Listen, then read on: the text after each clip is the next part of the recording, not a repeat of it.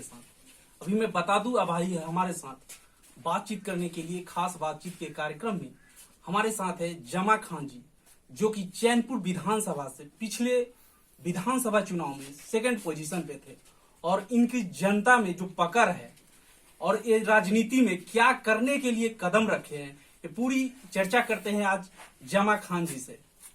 जमा खान जी, आपका बहुत बहुत स्वागत है हमारे चैनल। Thank you. आप बताएंगे कि आपने राजनीति में कैसे कदम रखा है? मैं राजनीति में बीएचयू से हमारी पढ़ाई शुरू हुई और मैं बनारस बीएचयू काशी विद्यालय से मैंने छात्र राजनीति किया। छात्र राजनीति करने के बाद मैं उपाध्यक्ष छात्र अध्यक्ष वहाँ समय दयानंद महाविद्यालय है, वहाँ छात्र अध्यक्ष हुआ, छात्र उपाध्यक्ष हुआ। वहाँ का सफर तय करते हुए मैं अपने गृह जिला कैमूर में आया, क्योंकि मेरी सोच थी कि यहाँ चल के मैं जनता का सेवा करूंगा। यहाँ कोई था नहीं टाइप का जो नौजवानों का सेवा कर सके। मैं सेवा कर समर्पित होकर मैं क्षेत्र में लगा। 2005 में पहला मैं विधानसभा बहन कुमारी मायावती में टिकट दी और मैं चुनाव लड़ा। आपके मीडिया के द्वारा मालूम हुआ ही होगा, मैं 2200 से चुनाव में हारा 2005 में। हारने के बाद संकल्प में लिया था कि मैं क्षेत्र में काम करूंगा। चुनाव में 3 बार हारा, लेकिन रात दिन क्षेत्र के अंदर में लोगों का सेवा करता रहा। गरीबों का, जो गरीब थे, मजदूर थे, जो बेसहारा थे, उनके लिए लड़ाई लड़ता रहा। यही मेरा एक इतिहास है। और चैनपुर में ही नहीं, कैमूर जिला में जहाँ लोगों ने याद किया, जो गरीब था, गरीब सब होता है, अपर कास्ट भी गरीब लोग हैं, बैकवर्ड में भी गरीब लोग हैं, मुसलमान में, दलित भाई में गरीब लोग हैं। जो गरीब लोग थे, लोगों ने याद किया। मैं अपने तन मन पहुंचकर उनका संघर्ष किया हूँ। उस संघर्ष करने में कई दौरान मुझे फंसाने की कोशिश भी की गई, लेकिन आप सबका आशीर्वाद था, बड़े लोगों का आशीर्वाद था, कोई मेरा बाल बांका नहीं कर पाया। आज 2015 का चुनाव, पिछला चुनाव में 264 चुनाव में हारा था। आज मेरी तैयारी चल रही है और बहन जी का 264 वोटों से जी चुनाव में हारा था। और मुझे लगता है कि बहन जी का 2-4 दिन में, मुझे विश्वास है हमारे बहन जी पर, हमारे नेता पर, तो मुझे जो चुनाव लड़ाएंगी और आपके बीच में फिर मैं कूदूंगा, जनता का सेवा करूंगा। अक्सर लोग चुनाव हारने के बाद पार्टियां बदल देते हैं या तो वो फिर कई नई विकल्प चुनते हैं, लेकिन आप 3 बार चुनाव हारने के बावजूद भी बहन कुमारी मायावती जी पे विश्वास बनाए रखे और बहुजन समाज पार्टी का दामन थामे रखा। इस बार भी आप बहुजन समाज पार्टी से उम्मीद लगाए हैं कि वो इस बार आपको चुनाव लड़ाएगी, चैनपुर से विधानसभा की चुनाव। तो क्या बहन जी आपको टिकट देने जा रही हैं इस बार? हमारी बहन जी नेता हैं, बहन जी का जो आदेश होगा जमा खान पालन करेगा। मैं उनका एक कार्यकर्ता हूँ।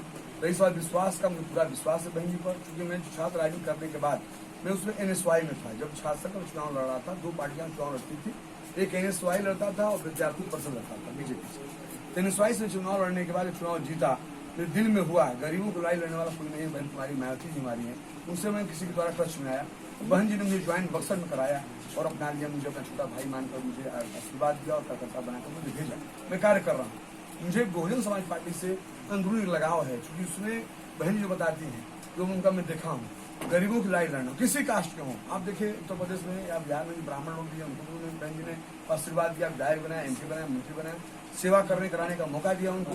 बहन जी का तो एक नारा ही है, सर्वजन हिताय सर्वजन सुखाय, जिसके तहत सभी लोगों का काम करती हैं, सभी का कल्याण की बात सोचती है।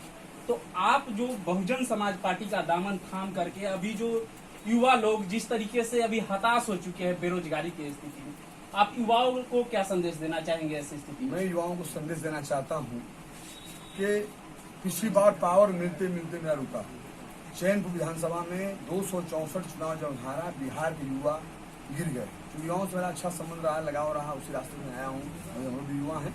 मैं युवा से कहना चाहता हूँ कि बड़े उम्मीद के तहत बहुत लोगों ने माननीय मंत्री जी को, जो बड़े भाई प्रसन्न जी हैं, उनको विधायक बनाकर मंत्री बनाया, कैबिनेट मिनिस्टर बने, लेकिन युवाओं पर रोजगार का कोई ख्याल नहीं किया। मुझे अगर मौका मिला, निश्चित तौर पर इसकी लड़ाई लड़ूंगा और रोजगार की व्यवस्था जो है, जानता हूँ अपने नेता को, नेता कहीं कहीं से भी करेंगी, सरकार से करे, केंद्र से करे, करके हमारे युवा को रोजगार की व्यवस्था करेंगे। यानी आपको बहन जी पे भरोसा है कि बहन जी अगर सत्ता में आती है तो युवाओं को रोजगार भी दिलाएंगे और उन्हें न्याय भी दिलाएंगे। उत्तर प्रदेश में आप देखा होगा 4 बार जो मौका मिला, आप देखिए गरीब को या किसी, हम गरीबी की बात कर रहे हैं, या अपर कास्ट के भी युवा हमारे गरीब होंगे, उनके लिए बहन ने जो किया है, घर से लेकर, दरवाजे से, घर से लेकर, उसके बाद रास्ते से लेकर यहाँ तक रोजगार के लिए व्यवस्था किया है।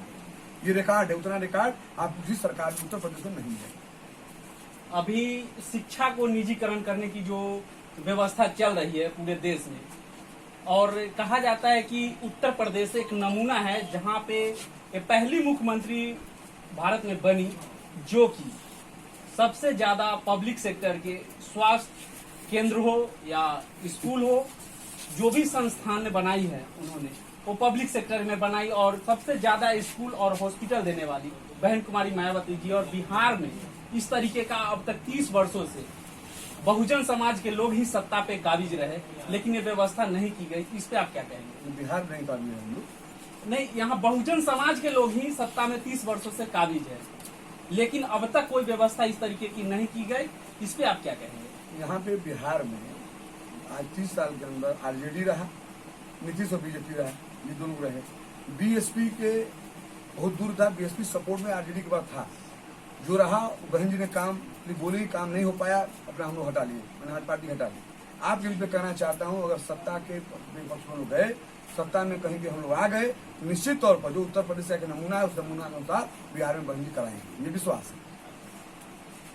तो अभी आपने देखा हमारे साथ जमा खान जी थे, जिन्होंने बताया कि अगर बिहार में भी अगर बहुजन समाज पार्टी को मौका मिलता है तो उत्तर प्रदेश एक नमूना है, बिहार को भी उत्तर प्रदेश जैसा एक मॉडल बना के देंगे। नमस्कार, फिर मिलते हैं नई खबरों के साथ। ब्रह्मवीर धर्मा, खबरें बिहार।